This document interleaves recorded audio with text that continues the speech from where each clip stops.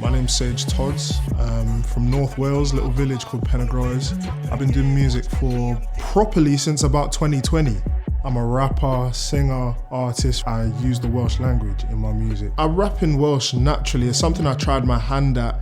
It's something I've been trying my hand at since I was much younger as well. It just wasn't very good.